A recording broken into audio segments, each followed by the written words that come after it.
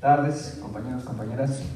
Muchas gracias por acompañarnos en este día que estaría marcando el fin de nuestras mesas que hemos organizado un grupo de profesores de economía del Centro de Estudios Sociológicos aquí en la facultad para conmemorar, yo diría más bien para celebrar la publicación de Capital, que fue hace 150 años, ¿no? El Capital de Karl Marx, que lleva por subtítulo Crítica de la Economía Política. Entonces han sido unas jornadas muy interesantes, han sido unas jornadas en las que hemos encontrado discursos diferentes, formas muy diferentes de apropiarse de este texto tan importante para el pensamiento, no solamente académico, sino yo diría para el pensamiento humano en general, que es la obra de Marx. Entonces, el día de hoy vamos a estar cerrando este ciclo de mesas, de discusiones con, yo diría, manteles largos, porque vamos a dedicar la atención como centro, digamos, neurálgico de todas las discusiones que vamos a intentar presentarles el día de hoy. Vamos a dedicar la atención a un libro de reciente publicación que se llama Dinero y Capital, hacia una reconstrucción de la teoría de Marx sobre el dinero. Es este libro que tengo aquí en mis manos. Es un libro publicado este año por la UAM y que es coordinado por el maestro doctor Roberto Escorcia Romo y por el doctor Mario Robles Báez, dos marxistas muy interesantes, mexicanos, que vale mucho la pena, como vamos a intentar exponerles el día de hoy, vale mucho la pena leerlos, discutirlos y atender sus trabajos. Y bueno, para comenzar a hacer esa discusión contamos aquí con la presencia precisamente del doctor Roberto Escorcia Romo, que está aquí al lado mío. El doctor Roberto Escorcia es un gran estudioso del Capital de Marx junto con el maestro Mario Robles, entonces ya vamos a estar ahorita comentando un poquito más al respecto. Y también, como pueden ver, en esta mesa se encuentra aquí a mi lado también el maestro Leynard Acalá, quien también es profesor de economía de aquí de la facultad y también profesor de la FES Aragón, y está ahora estudiando su doctorado en economía en la UAM.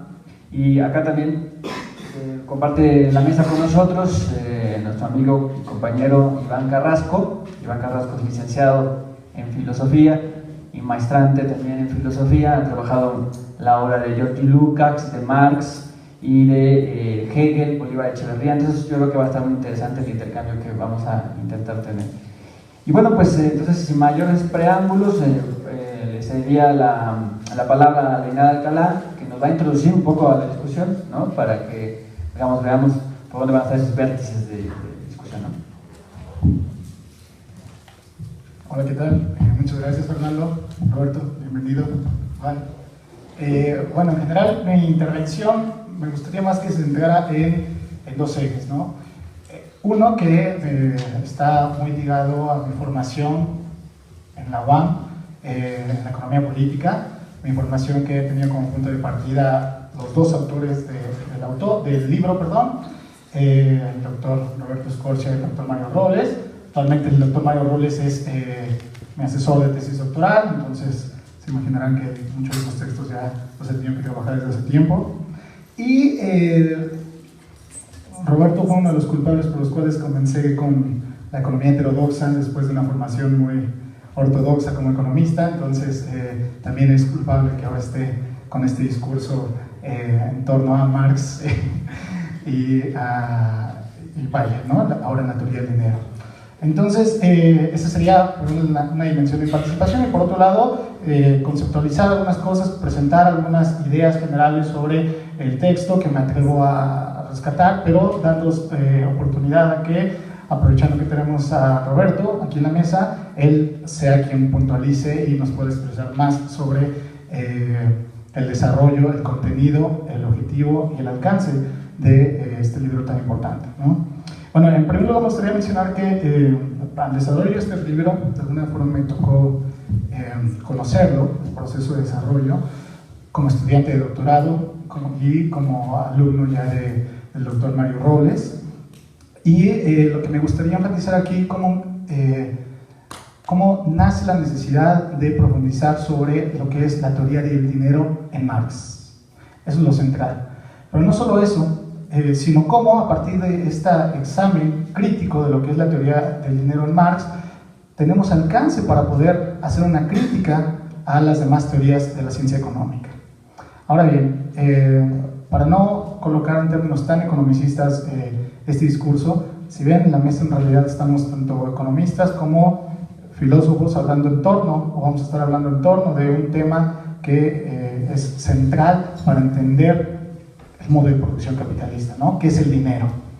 Y yo sé, conozco de audiencia, tenemos, porque algunos de mis estudiantes están aquí, ¿no? Gente que está en diversas áreas de las ciencias sociales, sociólogos, administradores públicos, ¿no? Etcétera, ¿no? Entonces, vamos a ver cómo es que en realidad tiene la importancia esta discusión para poder tener un alcance en la comprensión de la reproducción del sistema como un todo, y por qué hay la necesidad en pleno 2017 de hablar de la cuestión de qué es el dinero y examinarlo críticamente, ¿no? Y específicamente qué es el dinero en Marx. Entonces, el texto,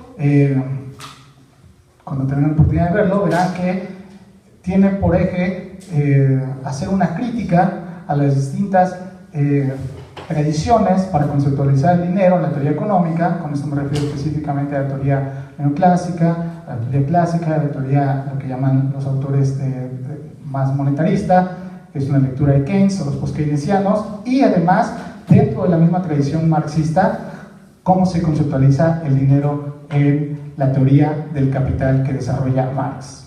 ¿Y qué importancia tiene todo esto? A pesar de que en el libro se hace una introducción en la cual dice los autores que la teoría del dinero en Marx es algo muy discutido, pues en realidad no hay tantos textos que estén discutiendo la teoría del dinero en Marx, ¿no? ¿Por qué? Porque es un tema complejo, pero es un tema que los economistas y algunos otros de las ciencias sociales le han querido dar la vuelta, porque entender la lógica del dinero o la génesis del dinero implica entender cómo se reproduce el modo de producción capitalista como una totalidad, y además cómo el alcance que tiene este libro, cómo el desarrollo de la reproducción del modo de producción capitalista se puede entender mejor si lo abordamos desde una metodología específica, que es la metodología que se utiliza como eje de las principales ideas de los autores en este libro, que es la dialéctica sistemática.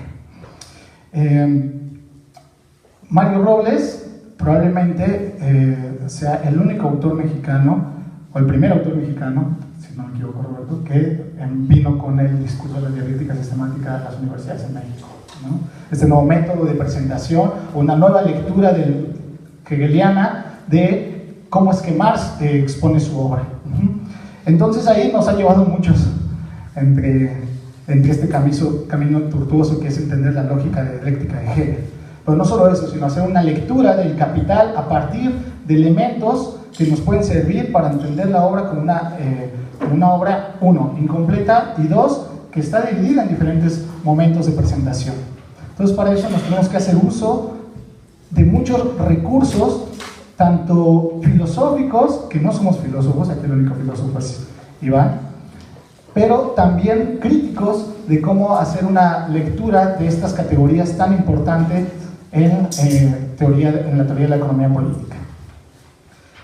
Entonces, dicho esto, es como pienso que es la relevancia de la cuestión del problema del dinero. No solo compete a nosotros los economistas y a los filósofos, sino en realidad debe estar en un eje de discusión de todas las ciencias sociales, sobre todo las ciencias sociales que tienen una aproximación desde una teoría crítica para poder entender la reproducción del sistema.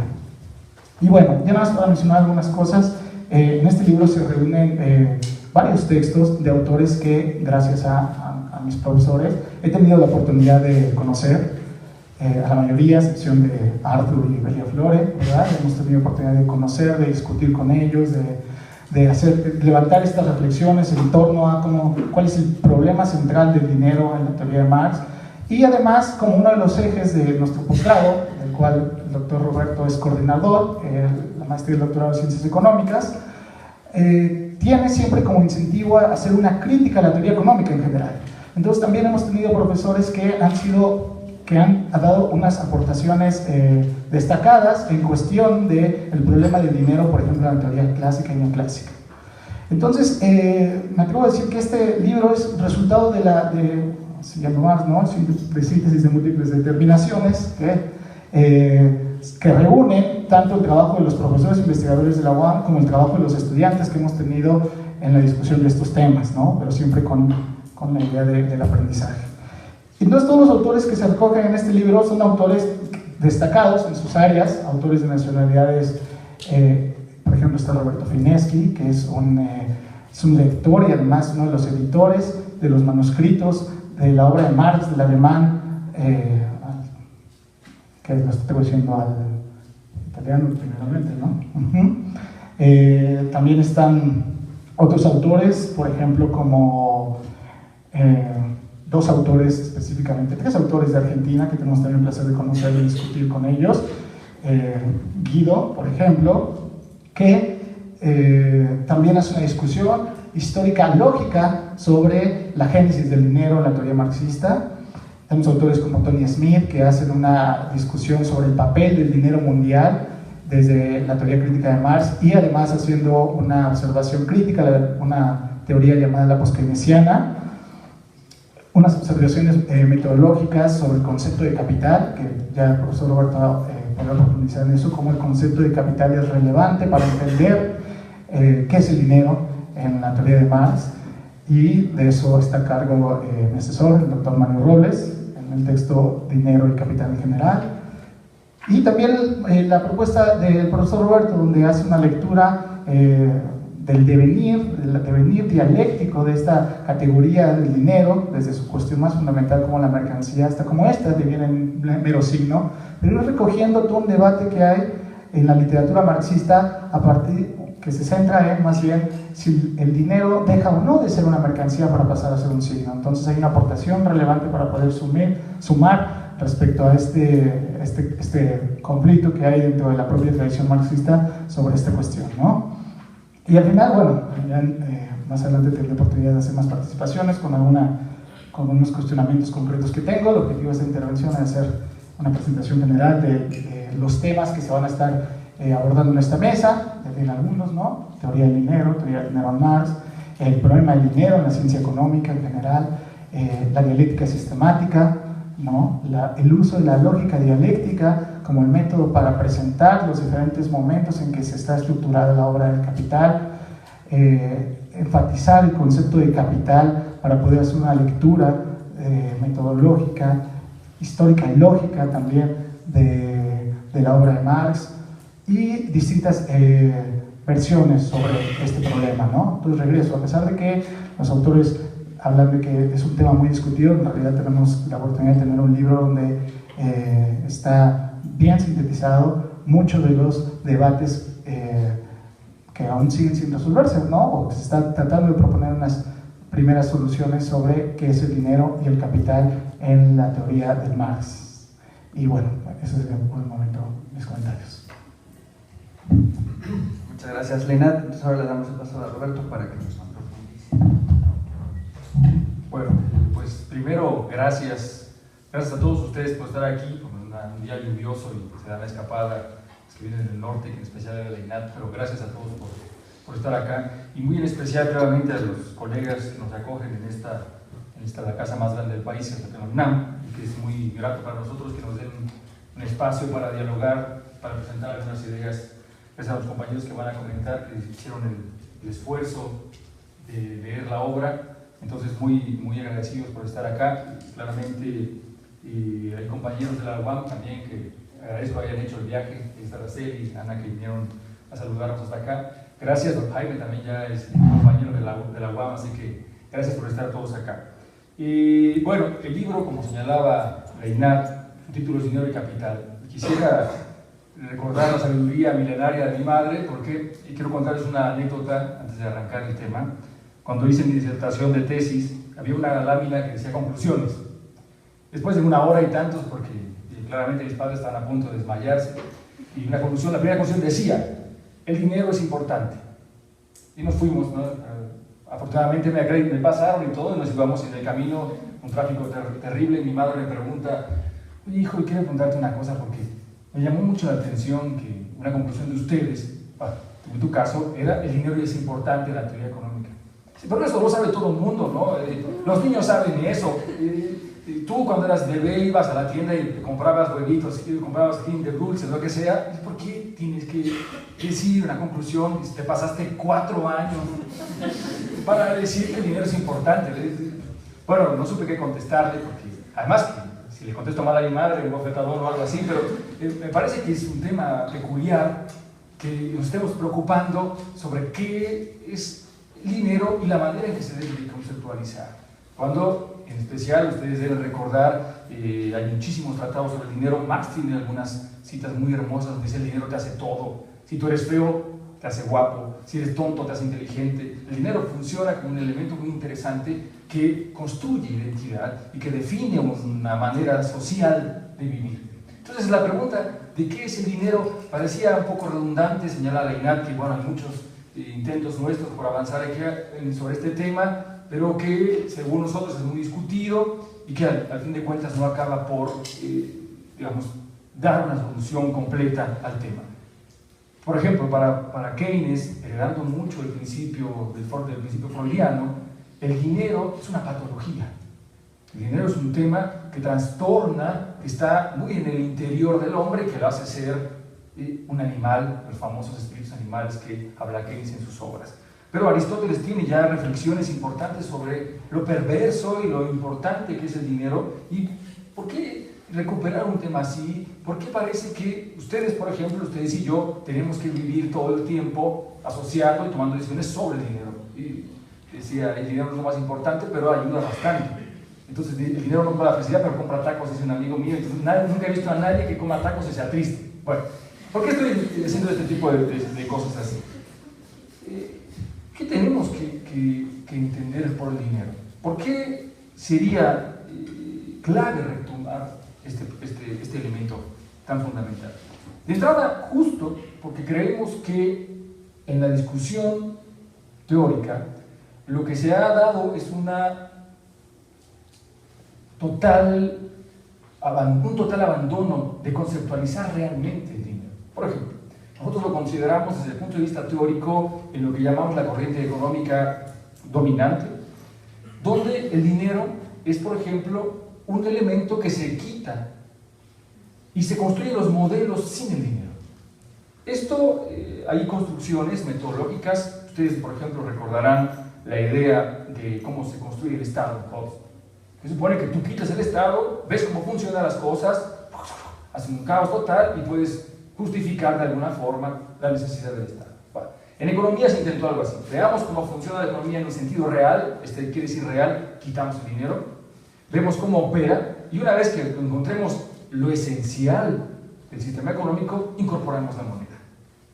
Lo que ocurrió, básicamente, es que a diferencia de la teoría del Estado, en la economía es imposible regresar el dinero, porque toda la construcción que se hizo no necesita el dinero.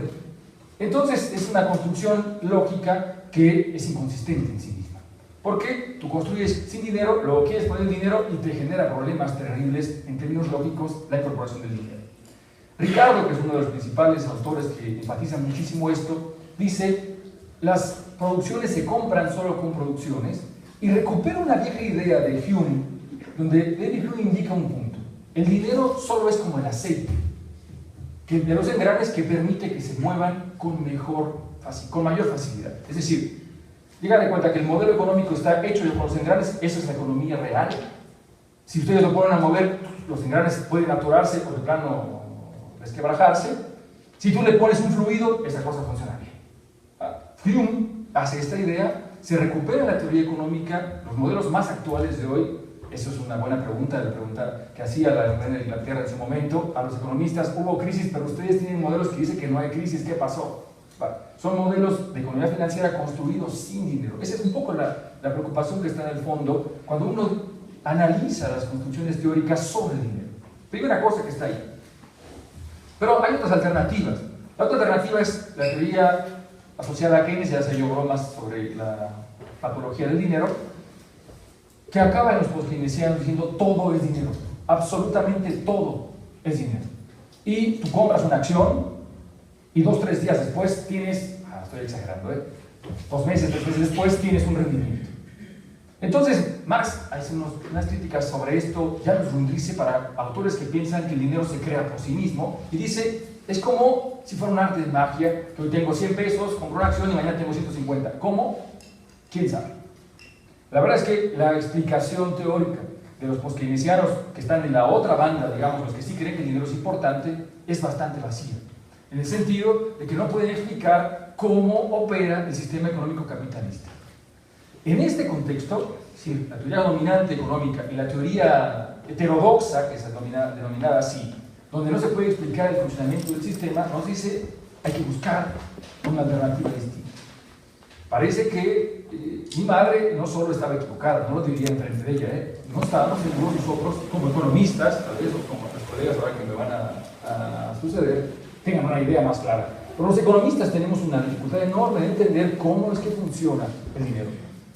En el doctorado siguen habiendo clases de teoría monetaria, donde el modelo más actual sigue sin poder incorporar el dinero. Bueno, entonces esto nos lleva a buscar alternativas y a definir una cosa muy importante.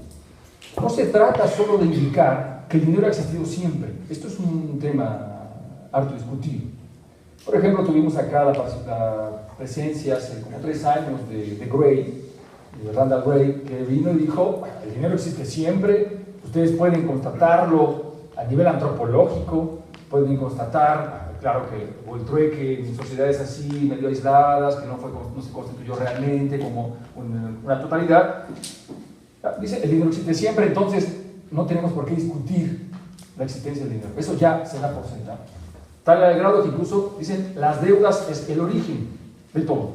La deuda es el origen del sistema económico, entonces no tenemos por qué estar preguntándonos cómo surge una teoría del dinero. Hay estudios muy bonitos, la verdad que es muy interesante leer estos autores. Por ejemplo, cuentan la idea de los palitos, en lo que es ahora Perú, una serie de varas, también en Mesopotamia, en muchos lugares, que trazaban los dos lados 2 marcas, 3 marcas, que eso significaba yo le debo tanto a alguien. Truenas el palo, se lleva cada quien a la otra parte y el momento en que se vence el contrato, pues tienen que encajar el palito. Entonces, en términos históricos es bonito, es interesante, pero nos parece que tampoco nos da una idea de decir, bueno, siempre hubo dinero, bueno, no hay que estudiar más. ¿Cuál es la idea entonces que está acá? Que el título del libro responde a dinero y capital, estas palabras van juntas, justo porque las categorías, señalaría Marx, en términos metodológicos tienen que definirse según el modo de producción en el que estemos inscritos. Lo que quiere decir que el dinero de la etapa feudal no tiene mucho que ver, claramente había monedas, había cosas así, con el dinero que se define en el Estado capitalista. Esta es una cosa clave que nos parece a nosotros importante señalar. Hay que darle sentido histórico a la categoría de dinero. Y el elemento que va a fundar al dinero en este momento justamente es el capital. Por ahí iniciábamos esta discusión señalando que hay que darle un entorno, hay que llenarlo históricamente.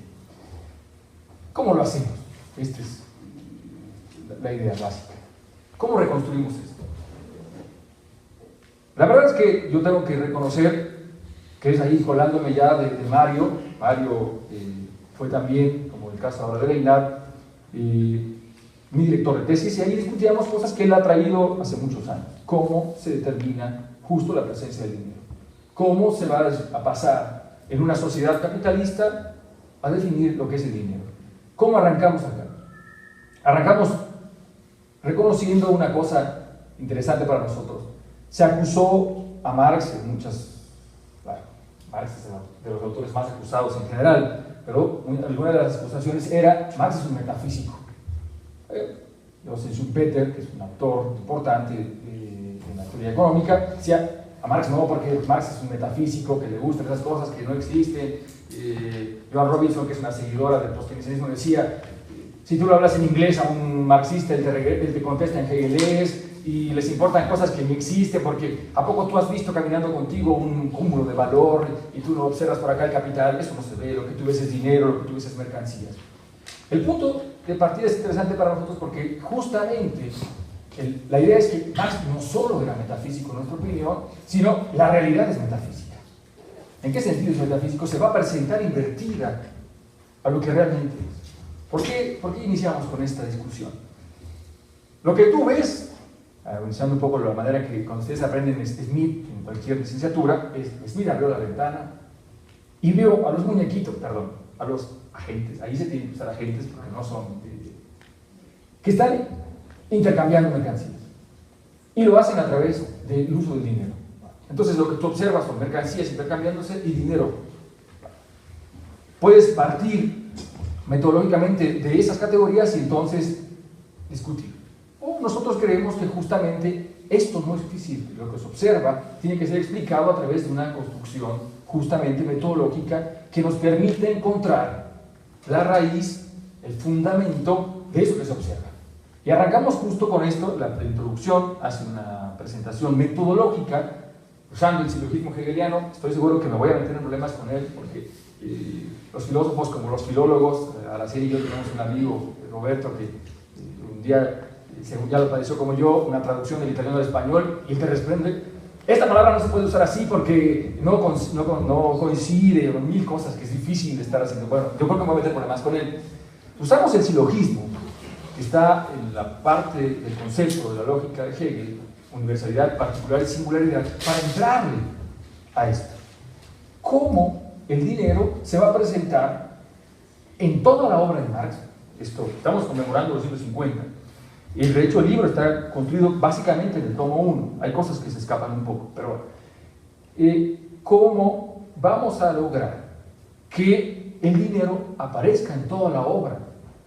Y además siendo el elemento que representa todo.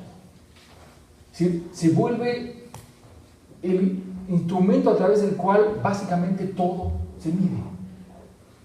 Cuando en clase tengo que explicar esto, lo hago así. Perdón si hay algún católico en el público, lo hago solo por uso pedagógico. La universalidad sería,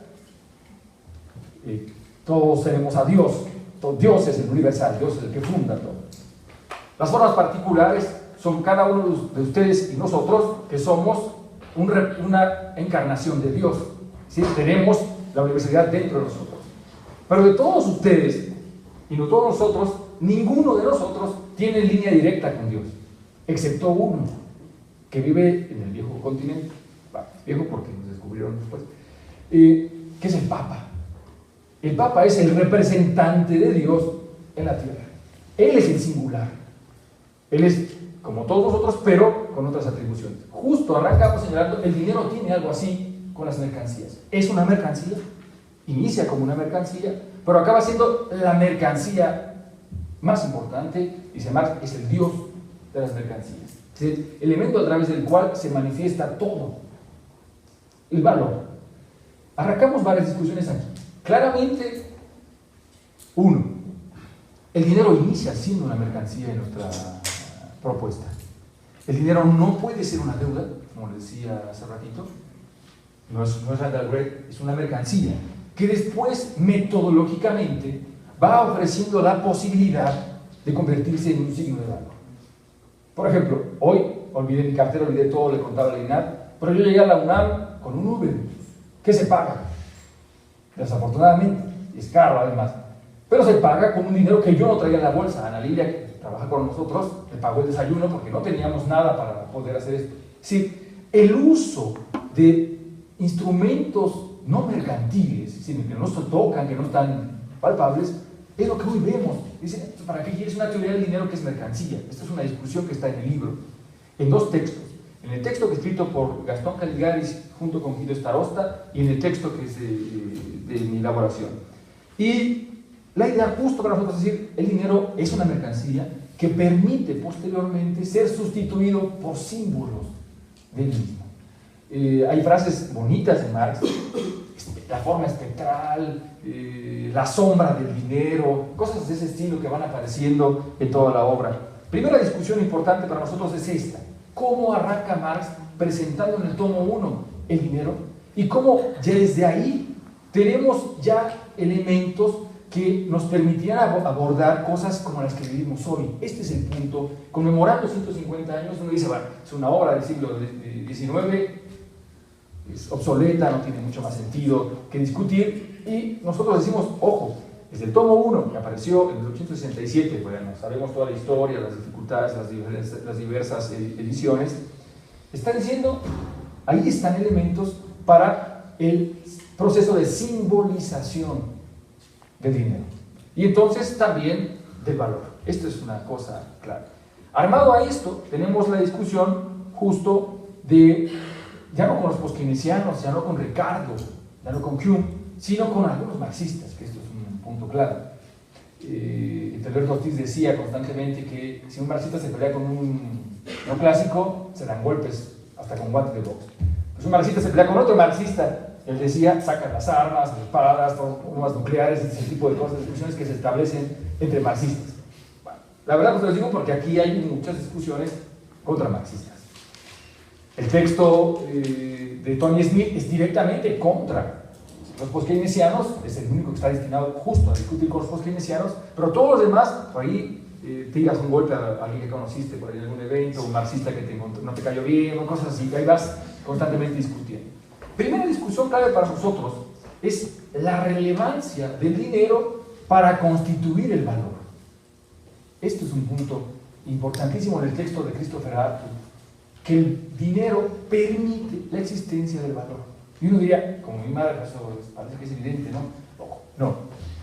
En la discusión de la tradición marxista hay el hecho de que las condiciones de producción, la esfera de la producción, es suficiente para la determinación del valor. Hace menos de un año estuvimos también en la UNAM, en el Ho Chi Minh, que es Facultad de Economía, ¿no?, compartiendo con Alejandro Valle, esta discusión sobre precios de producción, y un tema difícil, siempre complicado, es cómo se define el precio de producción, en qué momento la relevancia del dinero, la relevancia de cuándo se define el valor está acá. Para nosotros el valor solo tiene existencia cuando el dinero está contemplado. Si estaríamos discutiendo, estaríamos descartando las tradiciones más bien ricardianas de que son las condiciones técnicas, las condiciones físicas que permitirían definir la magnitud del valor. Lo cual implica que la esfera de la circulación es clave también. Eso es lo que tenemos en estas condiciones. ¿Qué está aquí? Si la circulación es clave, este es el texto de Mario Robles en el libro, nos tiene que explicar justamente algunas funciones del dinero, nos tiene que explicar el dinero entendido como totalidad, el dinero entendido como el representante de la totalidad de un sistema. Este es el punto, que recoge una idea que ya tuvimos presente en otro evento, el sujeto capital. El capital como el sujeto que organiza por completo la actividad económica. Esto es siempre una locura. ¿Cómo es posible que en el siglo XXI estemos diciendo que el hombre, no voy a decir hombre porque ahora Araceli nos regañó, el ser humano, ¿sí?, el ser humano sea justo dominado por una abstracción? Mario dice, cuando estábamos discutiendo, hemos perdido estudiantes cuando vamos a empezar a hablar así, el ser humano sigue dominado por abstracciones, básicamente por dos: una abstracción ideal, que es Dios, y una abstracción real, que es el capital. Y es cierto, por ahí así nos tiene algunos textos importantes sobre la arquitectura, se siguen construyendo templos a los dos dioses. Construimos templos religiosos, ahora cada vez más raros, y templo al dinero en tanto representante del capital. París es una zona interesante. Tú tienes el Arc de Triomphe de un lado, de la guerra, y al otro lado de la parte bursátil tienes el arco. Es un arco también mucho más, no sé cómo decirlo, sofisticado, no me gusta más, pero es vidrio y más así, que justamente es la zona más importante, que son los movimientos bursátiles. En todos los países, incluso el nuestro, la parte bursátil, la zona de valores, no es como otros lados. Por no poner algunos de ustedes ahí, me van a reclamar. Eso significa entonces que tenemos la idea de que en la circulación, en la producción, se está reproduciendo la dinámica de un sujeto que no precisamente somos nosotros. Es el sujeto capital que articula por completo todo. ¿Qué implica esto? Para ir cerrando tu participación.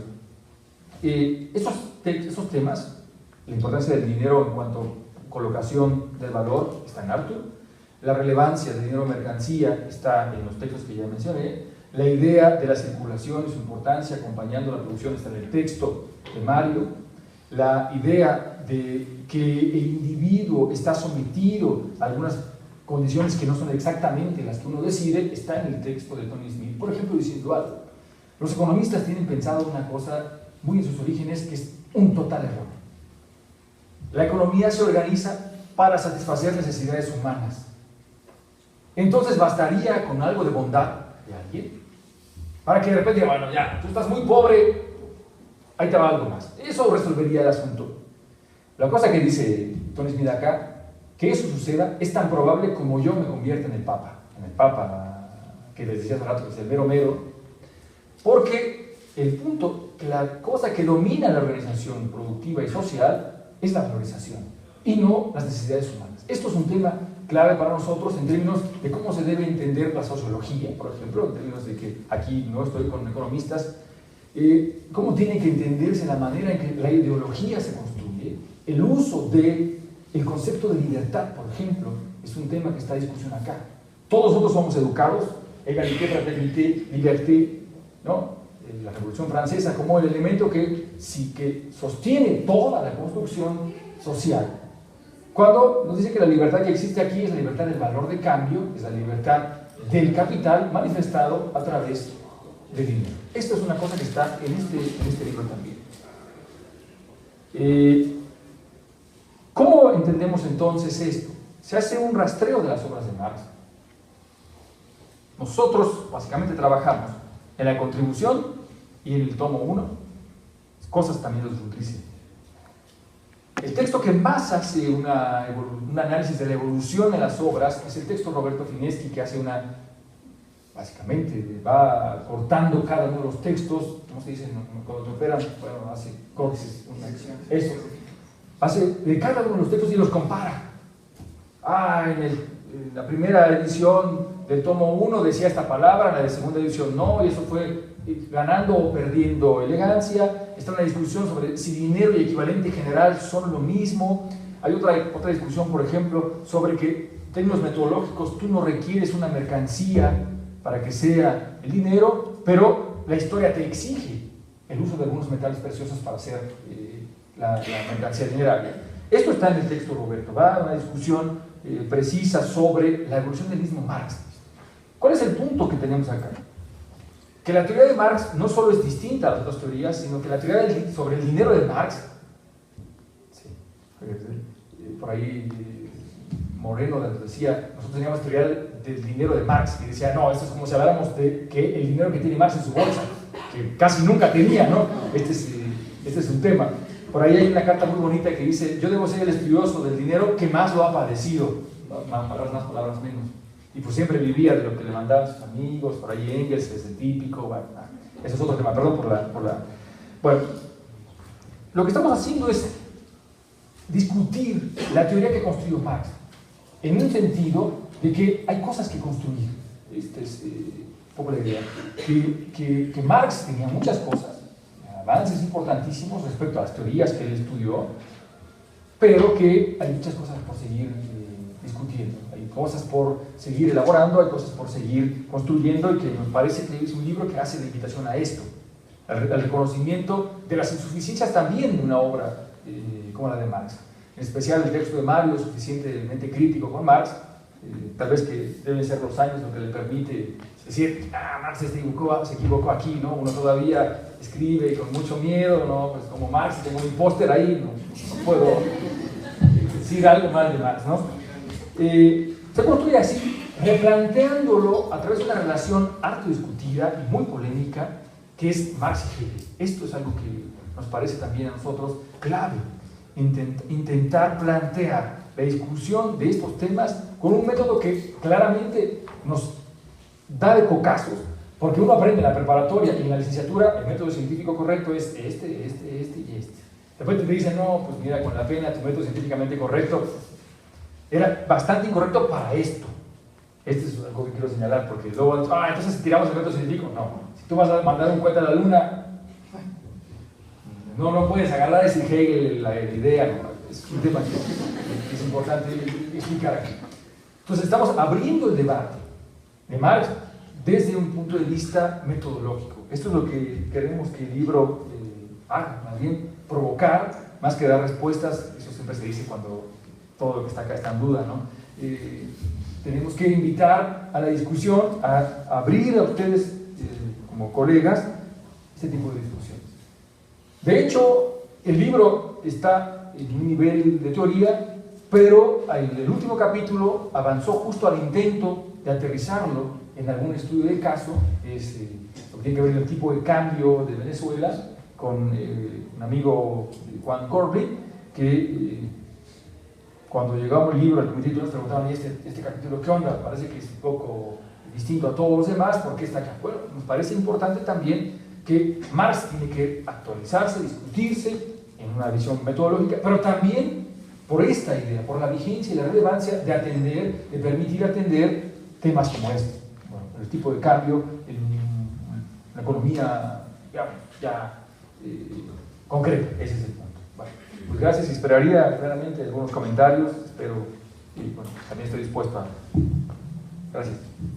Pues muchas gracias, Roberto, por meternos en la discusión, en la sustancia argumental de este libro, que bueno, yo recomiendo que se compre, se lea, ¿no?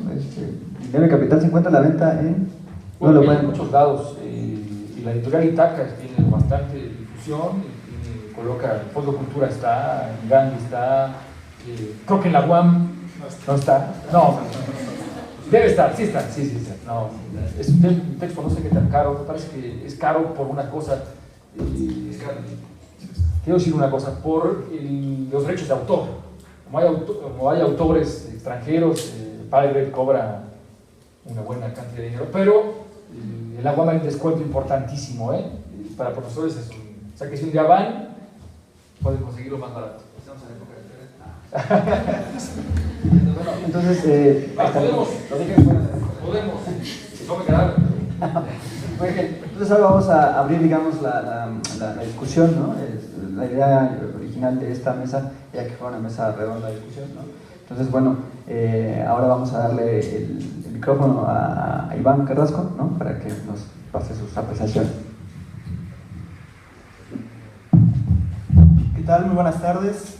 Quisiera empezar agradeciendo a los organizadores de este evento, en especial a Fernando por invitarme a estar aquí, compartiendo algunas ideas con ustedes en torno a una interpretación de Marx que hasta donde yo conozco no es muy conocida, no se discute mucho, y me parece que vale mucho la pena este esfuerzo de tanto de hacer la presentación de este libro como de debatir algunas ideas en torno a lo que ya un poco ha comentado Leinat y también al mismo Roberto, ¿no? Entonces, bueno, a mí me invitaron justo a participar en torno a la relación entre dinero y dialéctica, entonces mi intervención girará o se cargará más en torno a la dialéctica, como bien apuntaba aquí Roberto, y bueno, es una serie de puntos, de planteamientos en relación a lo que comentaba Roberto sobre la apropiación que ellos realizan, por ellos estoy entendiendo a Roberto y a Mario Robles, ¿no? Pero dentro de un horizonte de interpretación que es la nueva dialéctica o la dialéctica sistemática, ¿no? Como se le conoce. Y bueno, Roberto señalaba algunos autores como Christopher Arthur, pero hay más, ¿no?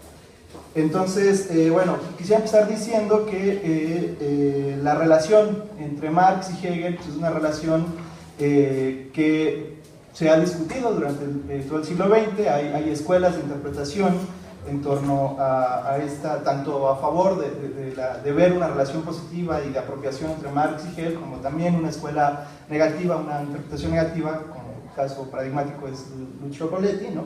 Que dice, bueno, no, Marx se distancia se distancia de Hegel, bueno, la lectura althuseriana, también ustedes conocerán esta lectura anti-hegeliana, ¿no?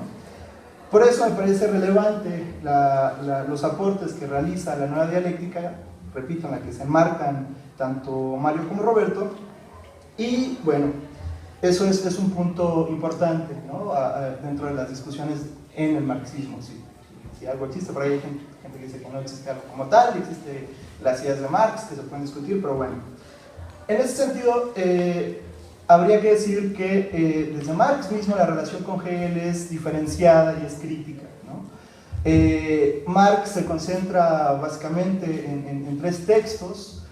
La filosofía del derecho, que hay una crítica que publica, y sobre todo, digamos, la crítica la tercera parte es la que Marx va a criticar de la filosofía del derecho, que tiene que ver con la elasticidad.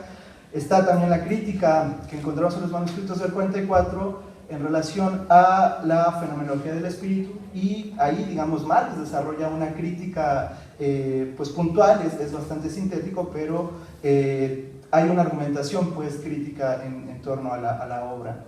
Y por otra parte tenemos la relación que tiene Marx con la ciencia y la lógica, ¿no?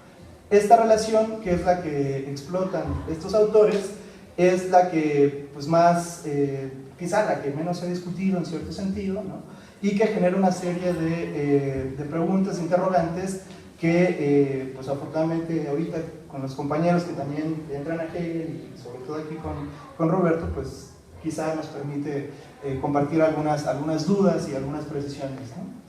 Entonces, dicho esto, lo importante pues de la nueva dialéctica, de la dialéctica sistemática, es que pone la atención, ¿no? o fija particularmente la atención en esta relación entre Marx y la ciencia de la lógica, ¿no? Y claro, bueno, eso en Marx, a propósito sobre todo de señalamientos, ¿no? De cartas o de algunos pasajes en los Grundrisse o en el Capital, donde Marx dice, bueno, yo soy un discípulo de Hegel, no obstante he puesto de cabeza la dialéctica, la he puesto sobre sus pies, más bien es lo que dice, y bueno, hace este tipo de comentarios. En una carta también dice que queda pendiente, ¿no? Que le hubiese gustado mucho, pero que no lo pudo hacer, o lo tenía pensado hacer, pues este trabajo sobre la dialéctica, ¿no? Que no lo realiza, ¿no? No obstante, los intérpretes de Marx, y por eso iba a diferentes escuelas, intentan, digamos, reconstruir ciertas argumentaciones en las cuales podríamos observar que Marx es hegeliano, que habría preguntado, bueno, ¿qué sería ser hegeliano? Porque esto nos conecta con un tema muy importante, que es la cuestión del método, ¿no? Ustedes recordarán quizá Lukács, uno de los primeros marxistas hegelianos, dice, bueno, ser marxista es una cuestión, ante todo caso, de método, ¿no?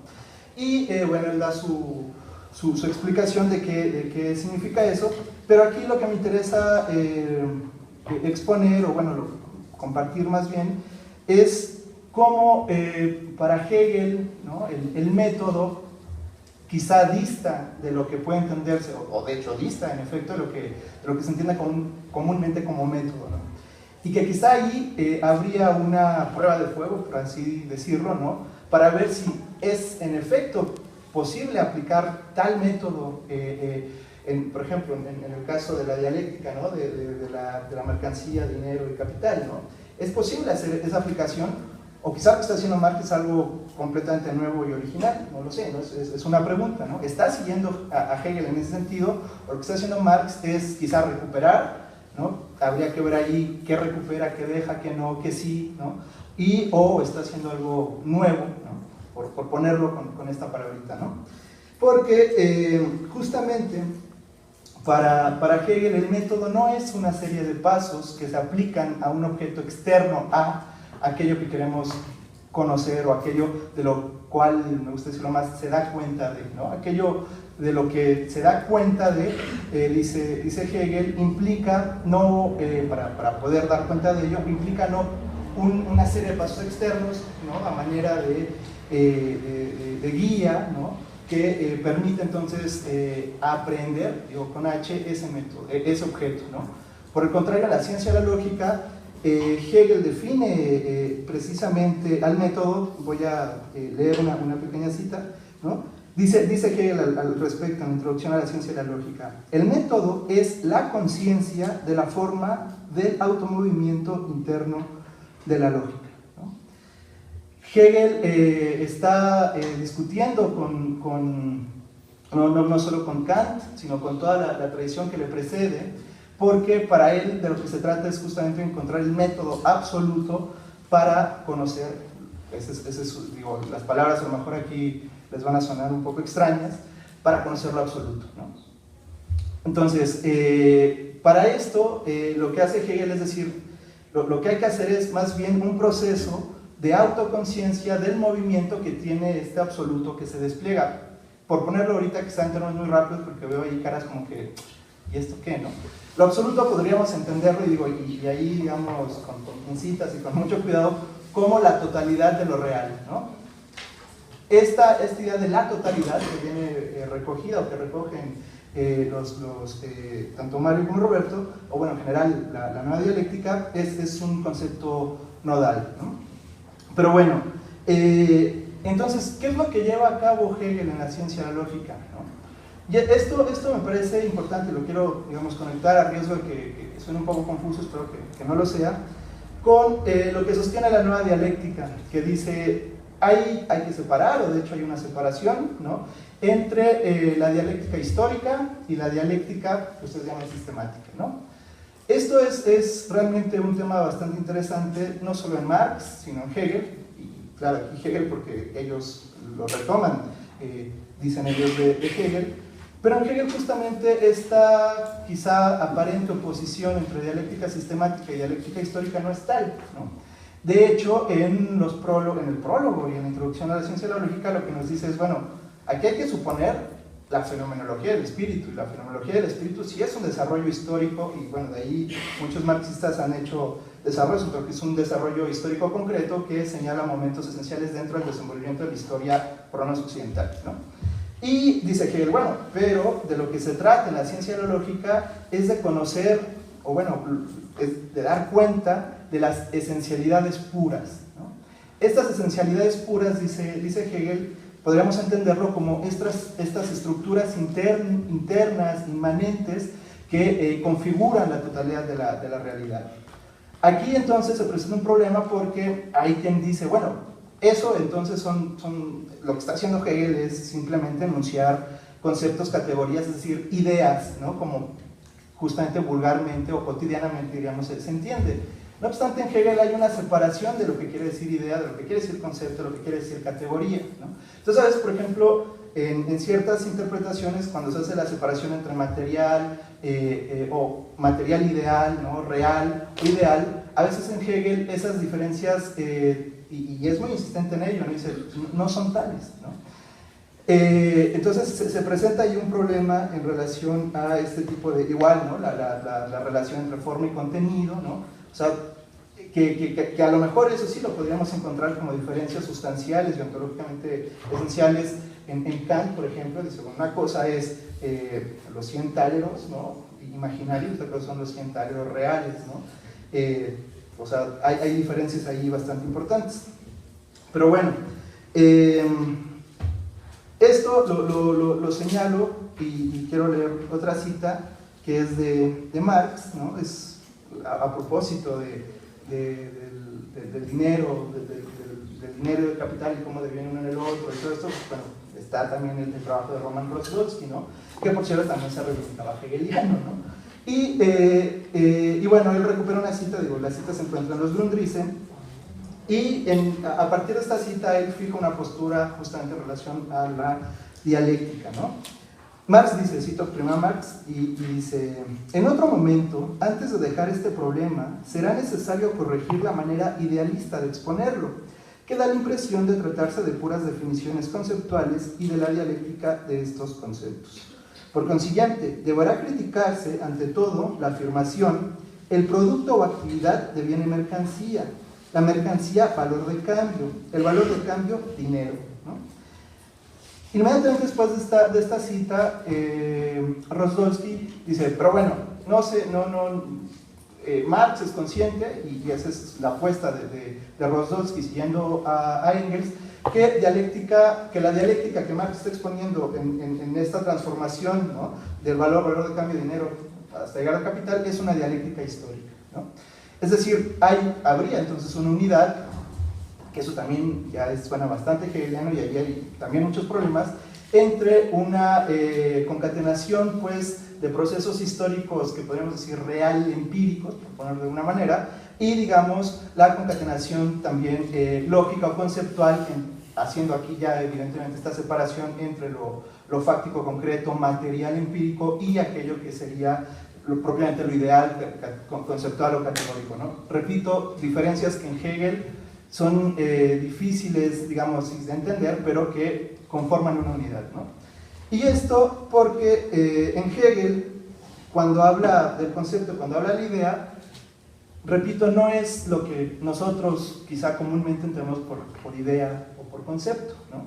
Para Hegel, digamos, tanto la forma del silogismo, la que hablaba Roberto, como el concepto, como el juicio, no son estructuras, vamos a decirlo así, subjetivo-individuales que nosotros tenemos en nuestras cabezas, ni tampoco lo que todos los sujetos como conjunto de individuales concretos tenemos, sino que son formas de existencia misma de la realidad. Es decir, para Hegel, el silogismo, el concepto, se encontrarían en lo que nosotros entendemos como lo que no soy yo, ¿no? Como el objeto que tengo aquí, ¿no?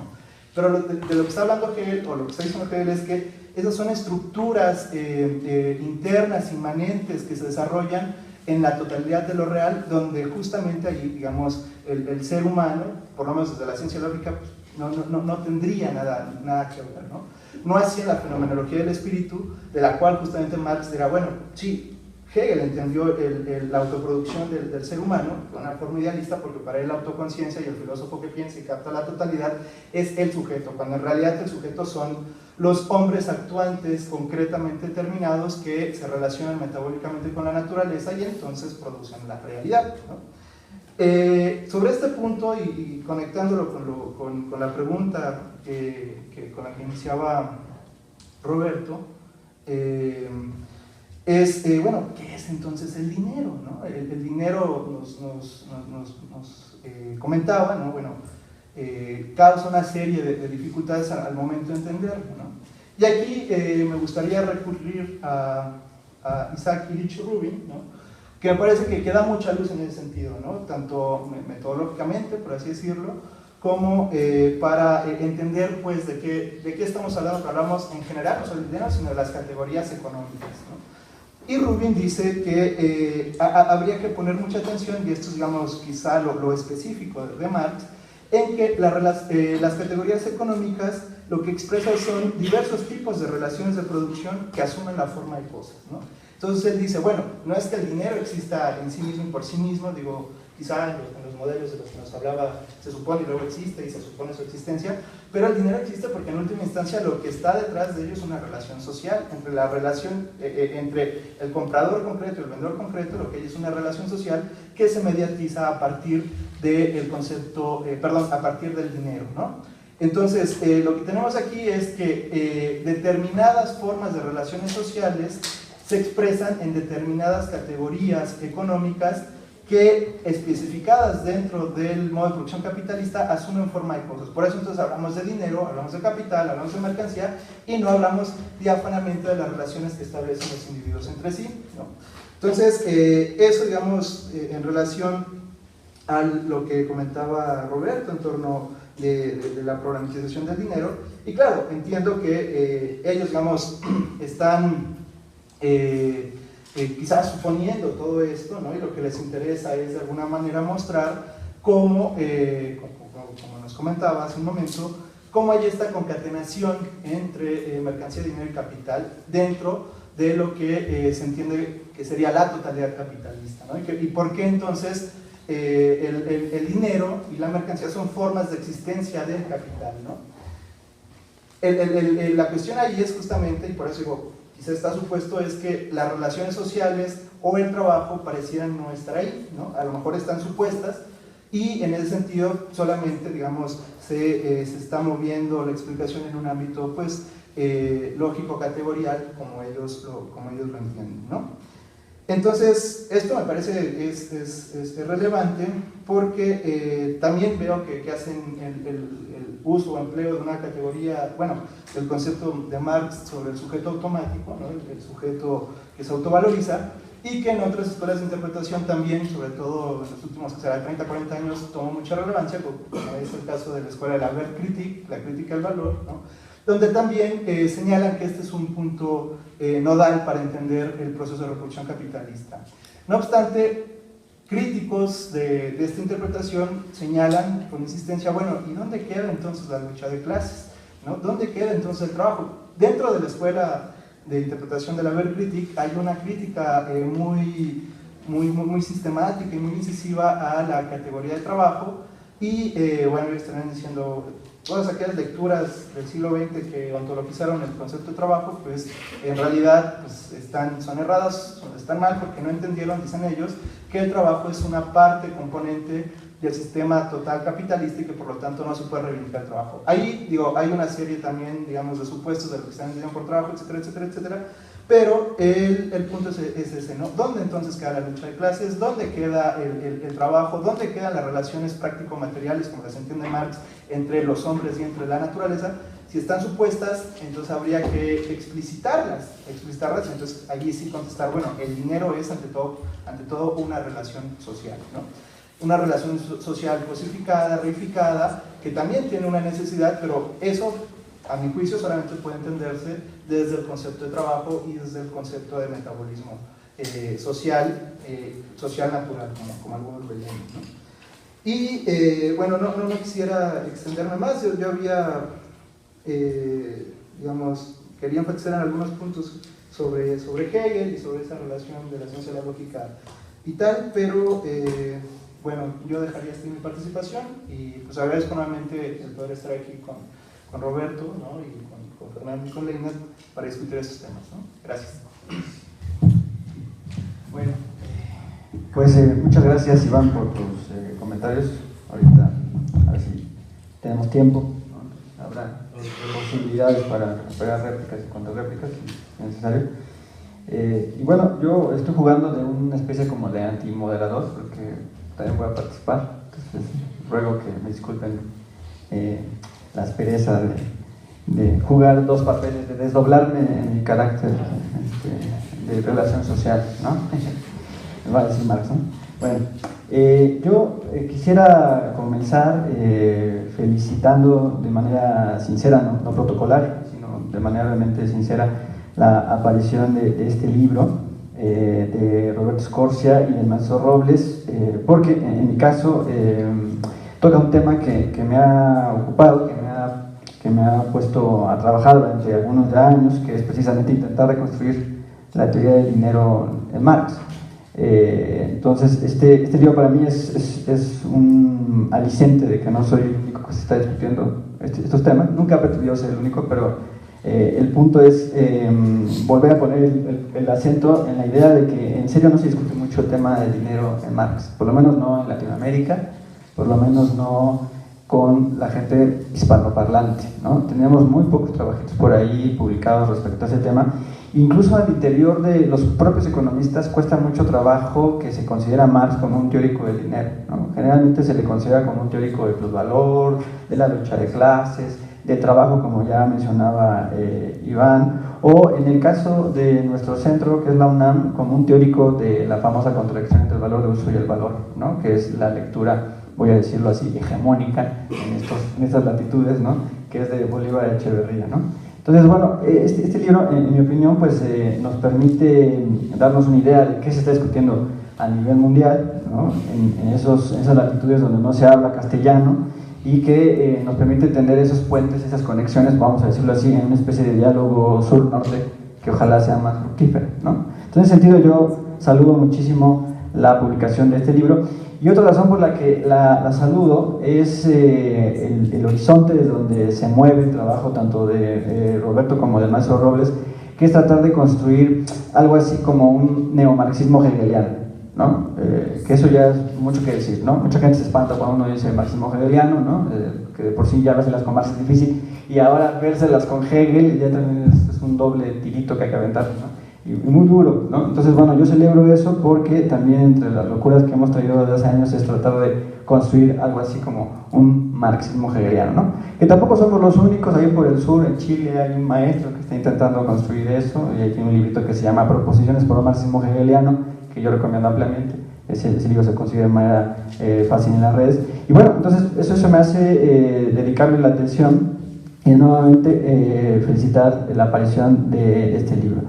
Ahora bien, yo me quisiera meterme en la discusión a detalle de la propuesta de dialéctica sistemática. A mí en lo personal me parece sumamente sugerente entiendo los vértices, la discusión que se abre, ¿no?, respecto a la distinción entre un método lógico, ¿no?, y uno histórico, ¿no? Que bueno, ahí Robles también lo recupera en tu texto, dice, bueno, ahí quizás uno de los que comienza a problematizar ese punto es el propio Engels, ¿no?, al asegurar que lo histórico y lo lógico coinciden en Marx, ¿no? O la postura de un Roman Rodolsky, que aquí ya trajo a la mesa Iván, de que él asume de que Marx en realidad estas dos dimensiones de la dialéctica conviven, ¿no? Eso es lo que va a asegurar Rodolsky, ¿no?, y las podemos encontrar en el Capital. Entonces en el Capital podemos encontrar capítulos lógicos, ¿no?, y capítulos históricos, va a decir Roman Rodolsky, ¿no? Por ejemplo, capítulo lógico sería el 1, 2, 3, primera sección, etcétera, ¿no? Y un histórico sería el famoso capítulo 24 de la acumulación originaria que todo el mundo lee, que sería histórico, ¿no? Entonces lo que estaría intentando hacer esos capítulos históricos es ilustrar el movimiento el movimiento lógico que Marx ya explicó, digamos, en esos capítulos, ¿no? Entonces, bueno, ese es un debate interesante que habría que recuperar y discutir a profundidad, ¿no? Entonces no me quisiera meter en eso. Me gustaría más bien señalar algunos puntos que desde mi visión podrían quizás, y voy a ocupar una palabra muy presuntuosa, podrían completar o agregar o aportar, abonar a este esfuerzo que ya está abierto aquí con el libro de Dinero y Capital. Y es que, como ya lo dijo Roberto y también lo dijo Leinart, gran parte de la lectura que se está presentando aquí está concentrada en el Capital y los Grundrisse, ¿no?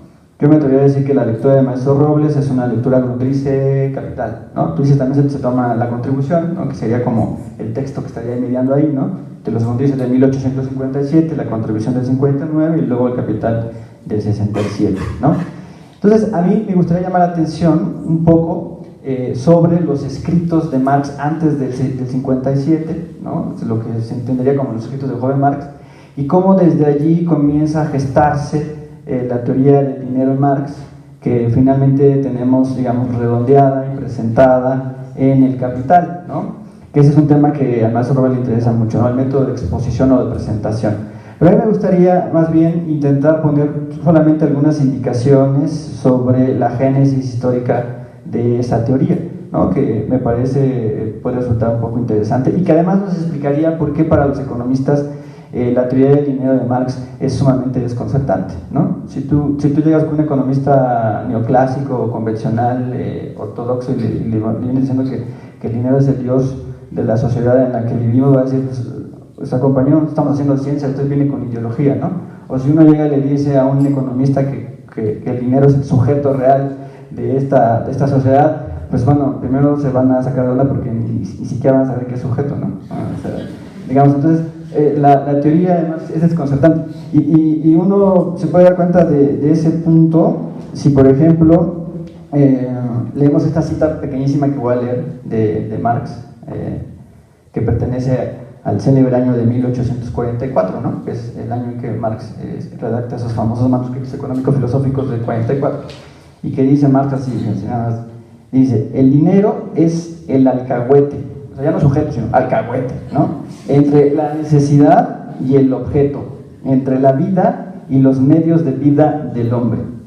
Y lo que sirve de mediador de mi vida, me sirve también a mí de mediador de la existencia de los otros hombres. Es para mí el otro hombre, es lo que está diciendo Marx acerca del dinero, ¿no?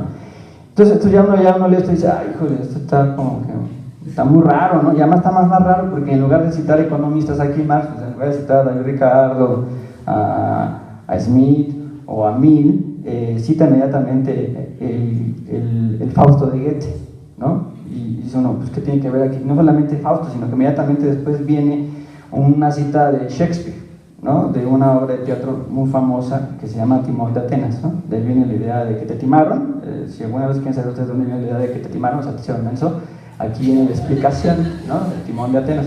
Aquí hay una cita que Marx hace de Shakespeare, la voy a leer, no completa, pero de forma muy cortita, nada más dice Timón: oro precioso, rojo, fascinante, el oro torna blanco al negro, al feo hermoso, virtuoso al malvado, al anciano mancebo, valeroso al cobarde y noble al ruin. Yo aquí agregaría, Yaslim, un buen mexicano, ¿no? O sea, el dinero tiene ese poder, ¿no? Tiene ese poder de transmutación, de fetichización y de mistificación. Conceptos que los economistas, pues, nomás no entienden, ¿no? Los sociólogos sí, pero los economistas no. Son sociólogos, ¿no? Para darle. Bueno, y luego va a decir Marx, fíjense, va a citar otra vez a Shakespeare, no lo va a leer, y después dice Marx, Shakespeare pinta de mano maestra la esencia del dinero. O sea, fíjense, para Marx, Shakespeare sería un gran teórico, por decirlo de alguna manera, ¿no? Del dinero. No Smith, no Ricardo, no Mill, sino Shakespeare. Entonces, eso evidentemente pues desconcerta, ¿no? A los economistas, a los teóricos que se encargan de estos temas.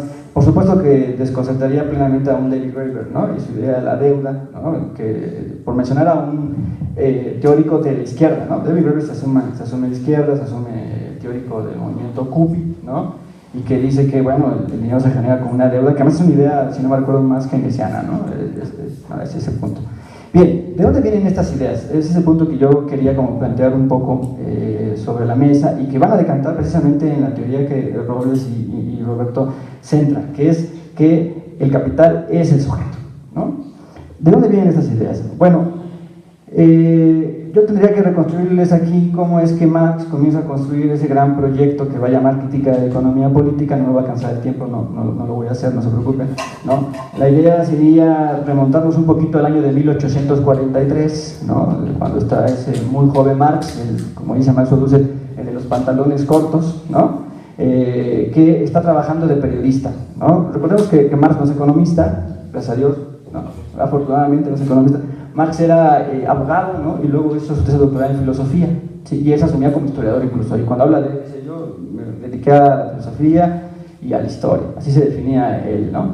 Bueno, pero en el 43 está trabajando de periodista en un periódico que se llama La Gaceta Renana, en el que se enfrenta, él lo va a decir, por primera vez con los problemas materiales o los problemas de economía, porque está, digamos así, haciendo la nota de cómo a los campesinos del Mosela, que es una región de Alemania, de un río, los comienzan a meter a la cárcel porque comienzan a recoger la leña de los bosques. O sea, imagínense esto, a los campesinos que ancestralmente habían estado en contacto directo con la naturaleza, o sea, con los bosques, de repente los comienzan a meter a la cárcel porque están recogiendo lo que habían hecho durante milenios.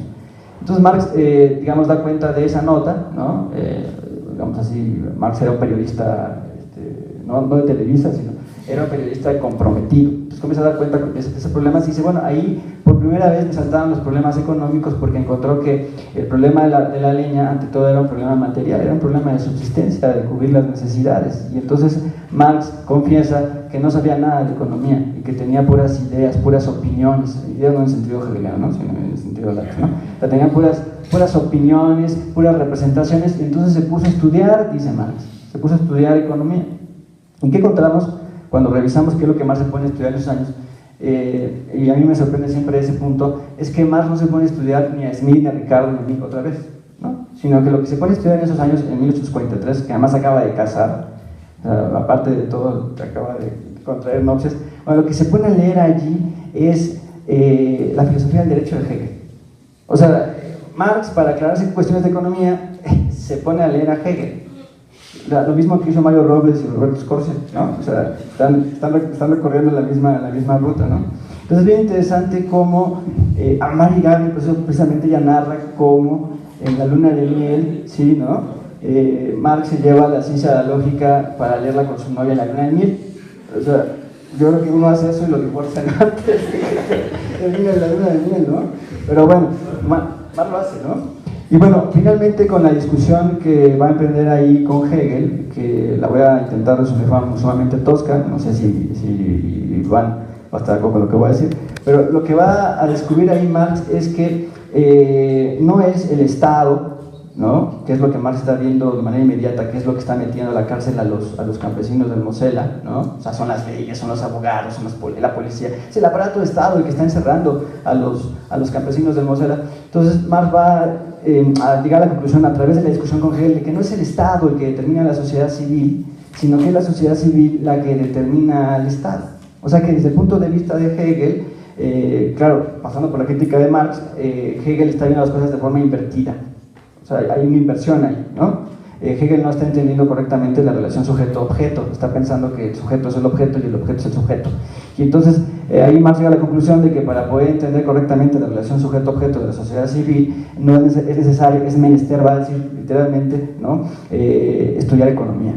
Y es ahí donde llega a la idea de que estudiar economía, ¿no? Habría que decir que Hegel ya estaba ahí también estudiando y discutiendo economía. La filosofía del derecho, podríamos decir, es la presentación de la lectura hegeliana de la economía política, ¿no? O sea, la discusión ahí va un poco compleja. Pero justamente en esos mismos años, Marx va a redactar un texto que es fundamental, que se conoce como la Introducción a la Crítica de la Filosofía del Derecho, que es por unos años de la cita que se acabó de leer, 43 más o menos, que es un texto fabuloso, porque entre otras cosas ahí Marx toma partido por la causa del proletariado, ¿no? Que es, digamos, siempre la imagen que más jala de Marx, ¿no? Pero también en ese texto Marx va a decir que el punto de partida para toda crítica, para cualquier crítica, es la crítica de la religión. Porque ante todo, lo vamos a decir de forma muy rápida, la crítica de la religión es la crítica de las inversiones. Y aquí, por supuesto, Marx está leyendo desde Ludwig Feuerbach, este gran joven hegeliano, que desde mi punto de vista, y lo que yo he podido revisar directamente del propio Feuerbach, va a ser el que va a teorizar y sistematizar, por decirlo de alguna manera, lo que la inversión es. No solamente como una metáfora, no como una expresión, sino como una categoría, ¿no? Y lo que va a descubrir Ludwig Feuerbach es que todo el pensamiento religioso, todo él, se basa en una gran inversión, que consiste en que pensamos que Dios crea a los hombres a imagen y semejanza, ¿sí? Para el caso de la religión cristiana, ¿no? Y lo que va a descubrir Ludwig Feuerbach es que es al revés, son los hombres los que crean a Dios a imagen y semejanza de él, y esa es la famosa inversión. De hecho, la metáfora de la inversión, o la expresión metafórica de la inversión, la va a utilizar el propio Feuerbach con un árbol. Él va a decir que el árbol está sobre su copa y las raíces están afuera, entonces lo que hay que hacer es poner el árbol sobre sus raíces. Esa es la metáfora que utiliza Ludwig Feuerbach, que después yo sostengo, Marx estará parafraseando a Feuerbach cuando diga que hay que poner a Hegel sobre sus pies, ¿no? Entonces ahí ya viene la idea de la inversión y la idea ya en ciernes de lo que es el dinero. Ahora bien, esta primera idea de que el dinero también es una inversión, en realidad no la va a acuñar Marx, y esto es interesante, ¿no?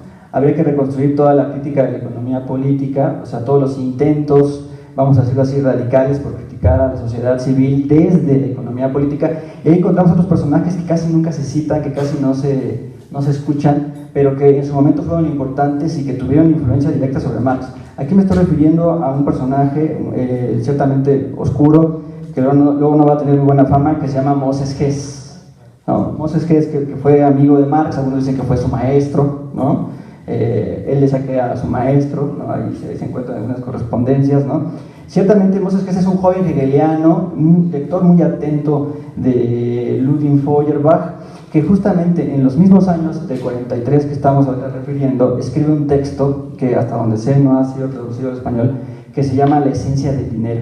Ese es un texto que va a escribir Moses Hess en un mood, diríamos hoy, ¿no? Muy Feuerbachiano, porque Feuerbach escribe toda su obra con esencias, la esencia de la religión, la esencia del cristianismo, la esencia de la fe, y entonces Moses Hess escribe un texto que se llama precisamente La esencia del dinero. Lo que sí sabemos es que ese texto sí lo leyó Marx, y lo leyó Marx porque cuando Moses Hess lo está redactando, ya Marx es parte del comité editorial de memoria, no, estoy equivocado, es parte del comité de los anales franco-alemanes, que es una revista que Marx también estuvo metido ahí, y que solamente publicó un solo número, los anales franco-alemanes, donde se publica la introducción a la crítica de la filosofía del derecho de Hegel, se publica ahí, y ahí se publica otro texto hermoso que acuña el término de crítica de la economía política y que no fue Marx sino Engels.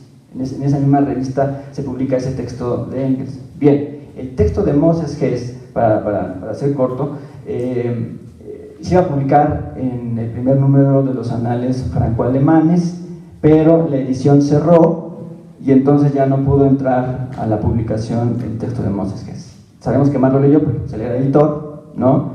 Y sabemos que lo leyó porque después Moses Hess le va a reclamar a Marx de que utilice sus ideas y no lo cite. Yo creo que Moses Hess ya estaba en el CONACYT, pero bueno, ahí el punto es el siguiente párrafo que les quiero leer, es una cita de Moses Hess que tenemos traducida al español, y dice Moses Hess, ¿no? Este es Moses Hess, dice: entre los recientes trabajos acerca de la esencia del dinero, está refiriendo a Marx, ¿no? O sea, cita sin citar, ¿no? La crítica del silencio, ¿no? Los mejores han adoptado, o sea, los mejores a Marx, porque también va a haber otros. Proudhon también va a estar escribiendo sobre el dinero, ¿sí? Desde la izquierda. Entonces dice Moses: los mejores han adoptado ideas que yo desarrollé, ¿no? Dice Moses Hess. Es decir, que el dinero es el mundo práctico, que el dinero es al mundo práctico lo que Dios es al mundo teórico, que él constituye la alineación de la idea de valor social en plata o en aleación desde el punto de vista católico o en papel moneda desde el punto de vista protestante. En otras palabras, dice Moses Hess, el dinero es simplemente el símbolo ignorado de nuestra presente producción social, que se ha liberado de nuestro control racional, se ha autonomizado, quizás diría Marx en 1857, y en consecuencia nos domina. O sea, el dinero era el sujeto, podría decir ahí Moses Hess, ¿no?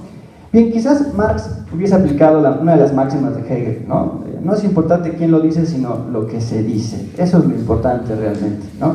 Y lo que realmente va a hacer Marx es desarrollar esto y llevarlo hasta sus últimas consecuencias. La consecuencia última de lo que aquí se está planteando es lo que Roberto y Mario Robles plantean al principio de este libro. Es el capital, el sujeto de esta sociedad, no somos los individuos. Es el capital. Y para poder entender qué es el capital, necesariamente necesitamos entender qué es el dinero, porque como bien establece Mario Robles y Roberto, el dinero es la forma inmediata en la que se presenta el capital, pero no solamente eso, es la manera en la que se expresa el capital, pero no solamente eso, es la manera en la que el capital mismo se relaciona consigo mismo. O sea que el dinero juega un papel fundamental para poder comprender qué es el capital. Y digo acá el dinero, sobre el dinero me gusta mucho la idea porque no es la mercancía, como van a pensar otras escuelas, ¿no? O sea, claro, para poder entender el origen del dinero hay que partir de la mercancía, hay que partir de la contracción valor de uso valor, pero en los Grundrisse, Marx va a establecer de forma muy clara que la contracción entre valor de uso y valor queda superada en el dinero, y que las contradicciones que abre el dinero son otra cosa, mariposa, no son las contradicciones del valor de uso que está chocando con el valor, sino son las contradicciones del valor que se valoriza. Entonces es otra dimensión, es otro nivel de contradicciones, vamos a decir así, es un nivel superado que va más allá, pero eso nos llevaría a otras discusiones que en este momento no vamos a tener tiempo. Bien, entonces yo pensaría, Roberto, Aleina, Iván, que el tema del dinero no solamente es el centro de los Grundrisse y del capital, sino que es uno de los centros, si no por decir el centro, de la teoría de Marx como crítica de la economía política en términos globales. Todo lo que Marx utilizó sobre el trabajo alienado, etcétera, sobre la explotación, etcétera, todo eso está sintetizado en los bolsillos de cada uno de ustedes en este momento, ¿no? Que es el dinero. Entonces, bueno, yo felicito muchísimo a la publicación porque trae la atención sobre este tema fundamental, hay que leerlo, hay que discutirlo, y bueno, pues yo lo dejaba ahí, y si ustedes gustan, pues podemos abrir entonces, así, completamente la discusión. Quizás hacemos una serie de intervenciones por parte de los compañeros y compañeras que ahora nos acompañan, y hacemos la retroalimentación, ¿no? Entonces, compañeros y compañeras.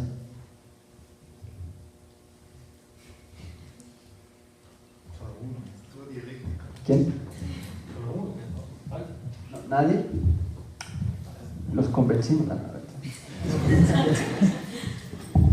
Bueno, hay una idea que está desarrollada por Norberto Bobbio que menciona Hegel es lo totalizado. Lo que Roberto, en función de los comentarios que ha hecho Iván, sobre todo.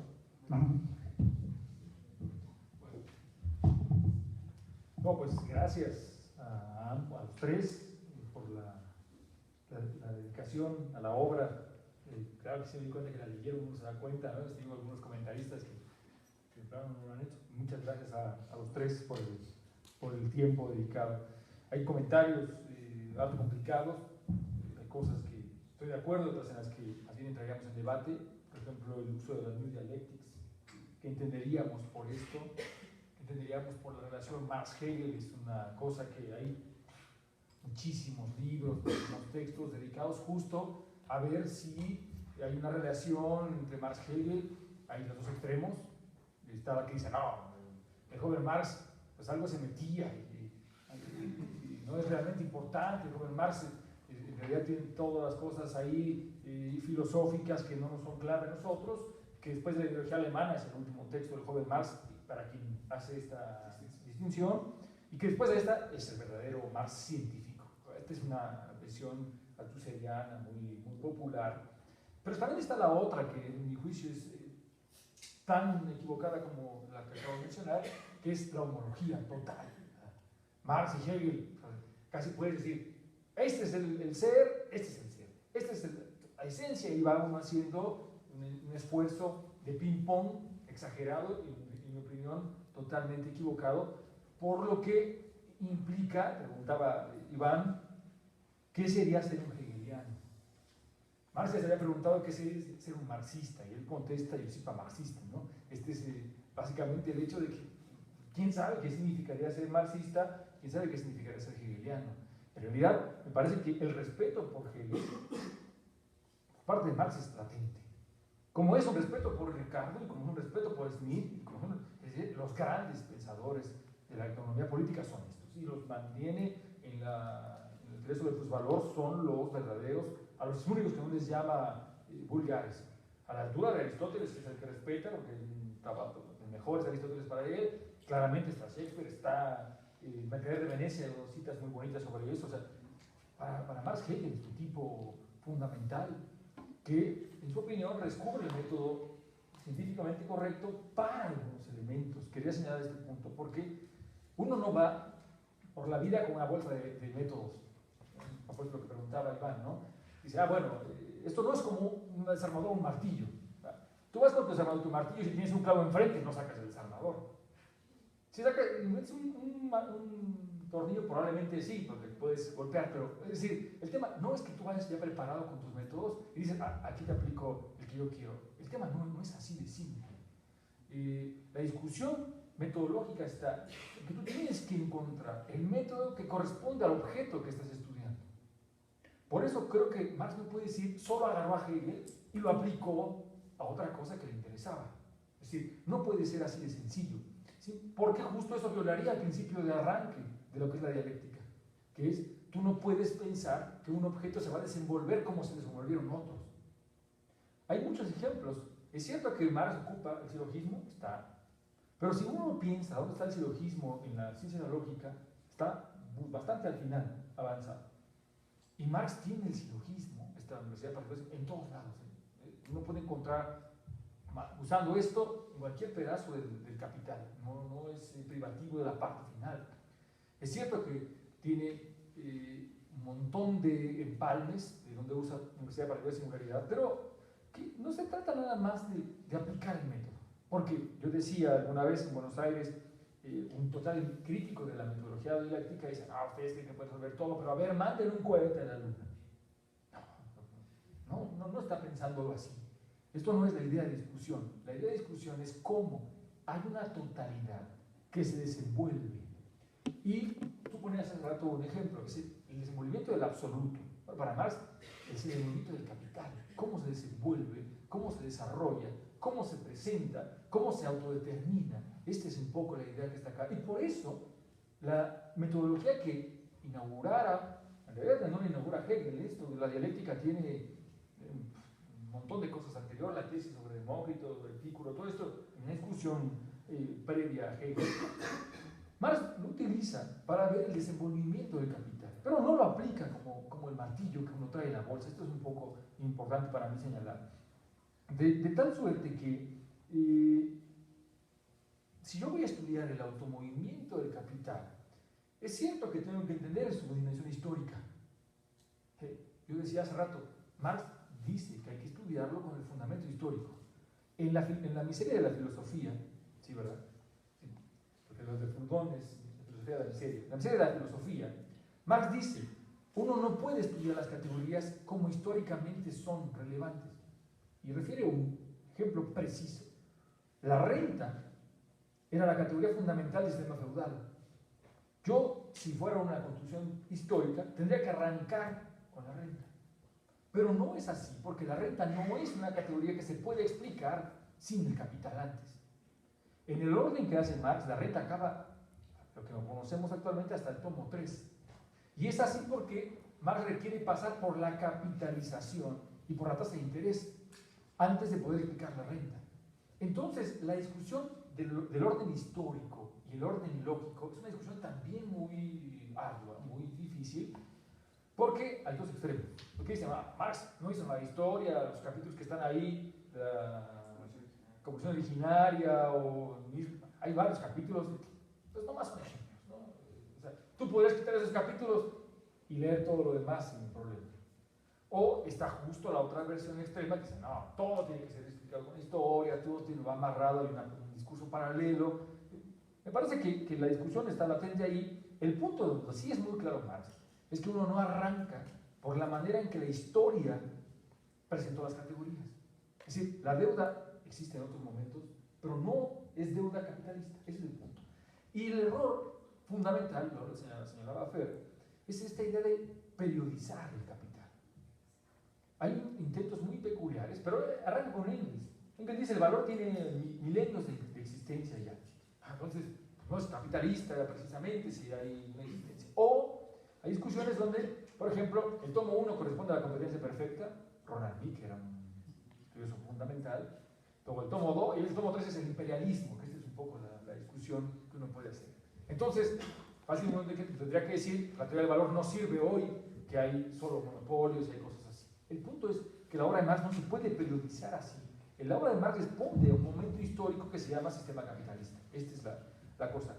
Ahora, el problema, quisiera, para tocar el punto de Iván, pareciera, me gusta esa palabra porque es muy hegeliano, el aparecer y el parecer, esto, que nosotros nos olvidamos del trabajo, de la explotación y de la lucha de clases. Nos dice, bueno, pues en el libro no hablamos de eso, no está acá, no dice, bueno, la lucha de clases, la historia de esa famosa frase del manifiesto, sino que el reto es doble. Yo decía al principio de mi intervención primera que esto es un mundo metafísico, una idea. Cuando ustedes estudiaban, si ustedes quisieran estudiar, esto lo hacen en Inglaterra, estudian todos nosotros, como que estudiar el esclavismo es una cosa rara, ¿no? La esclavitud, la explotación era latente. Tú la veías ahí, la explotación, tú sabes que él es dueño de ellos dos, era evidente, entonces sabes que el producto de ellos va a ser para ti. El reto que propone Marx es cómo la explotación, que ya no se observa, o que ya no es evidente, continúa estando presente. ¿Cómo es posible que en un reino de libertad tú no seas un ser plenamente libre, un sujeto secundario? Entonces, ¿cuál es el punto de la discusión que está acá? Efectivamente, el dinero es un representante de una relación social. Es una relación social fetichizada, plenamente. La discusión que arranca Marx en el tomo 1, en el capítulo sobre el fetichismo de la mercancía, en nuestra opinión, permanece y llega al fetiche pleno, así lo señala Marx en las teorías del plusvalor, cuando hay capital que devenga interés. El fetiche pleno está en el interés. Hemos hecho otros textos sobre este punto, claramente no está desarrollado acá porque no correspondía. Hemos hecho una locura porque empezamos trabajando el tomo 3, esto, el capital que devenga interés, las acciones, banco, después sacamos un libro sobre el tomo 2, y nos acabó este libro sobre el tomo 1, el tomo 3 está esperando porque tenemos dificultades, no es muy fácil la parte de capital bancario, accionario, esto en Marx es súper confuso.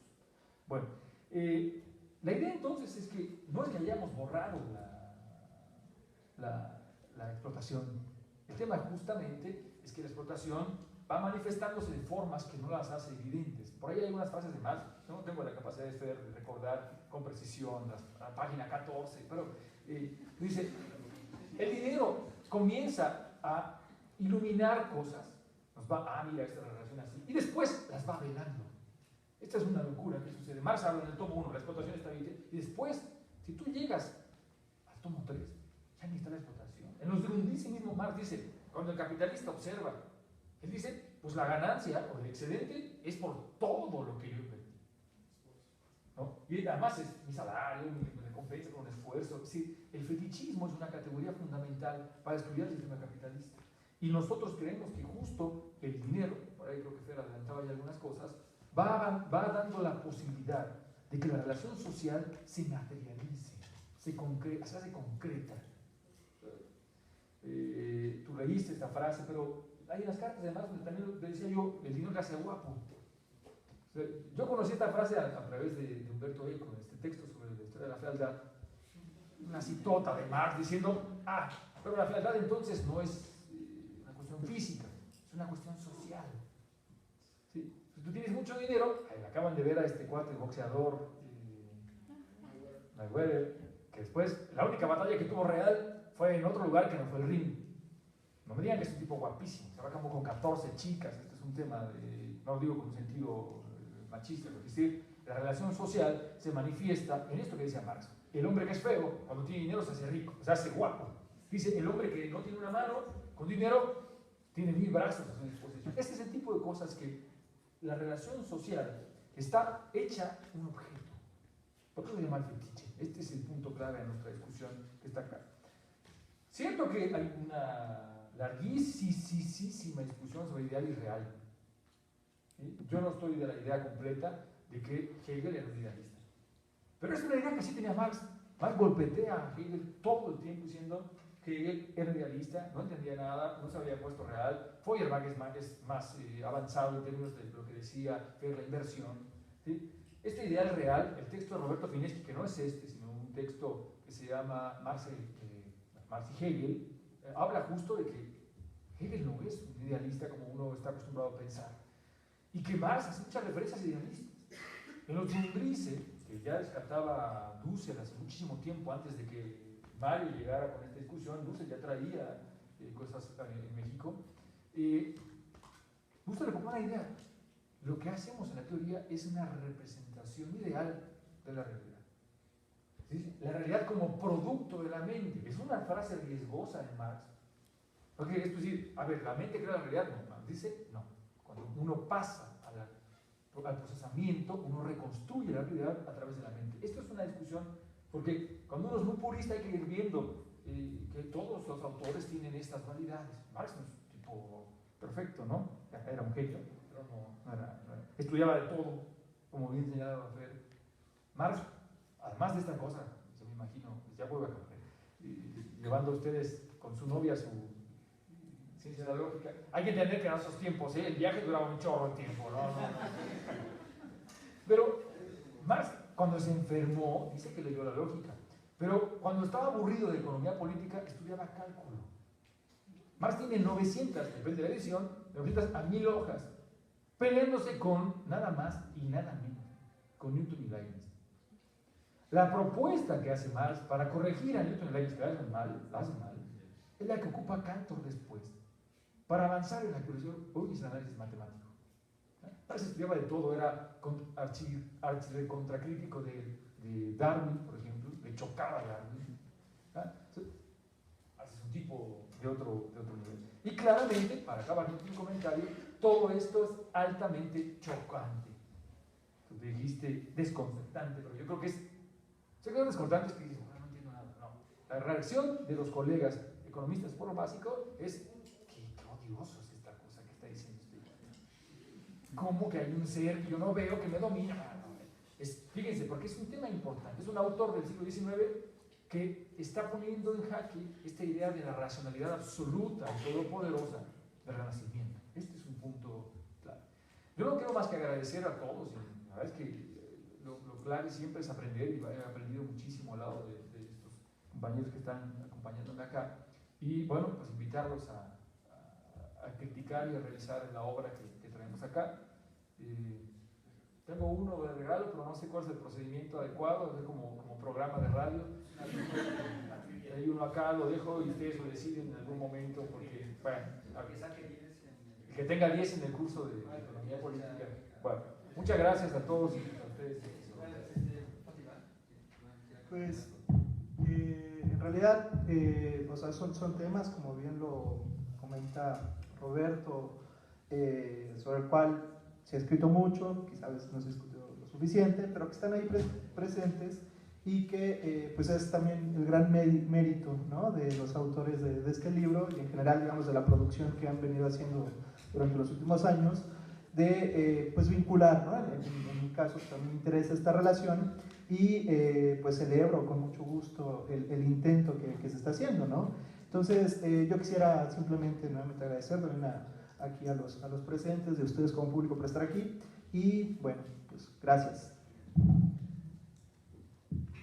Bueno, sabíamos que esto iba a pasar, que iba a quedar mucho en el tintero, eso siempre sucede bajo este parámetro, pero bueno, quiero agradecerles su presencia porque lamentablemente tenemos el tiempo sumamente restringido, estamos en la heroica Facultad de Políticas, entonces hay que abandonar el auditorio porque va a empezar otro evento, lamentablemente estamos bajo esos ritmos de la cosa capital, ¿no?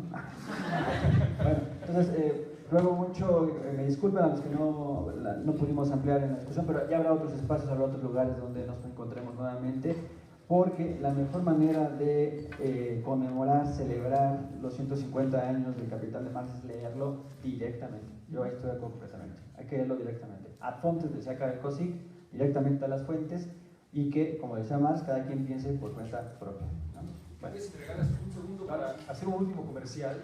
Aquí acabo de ver a Araceli Mondragón, Mario Robles y mi servidor. Estamos organizando justo, conmemorando los 150 años, un evento en la UAM Xochimilco, del 9 al 11 de octubre, por 150 años. Ahí personal, vienen algunos que están en el libro, y bueno, más que invitados a llegar. Haremos llegar el programa con ustedes y para que nos acompañen aquí.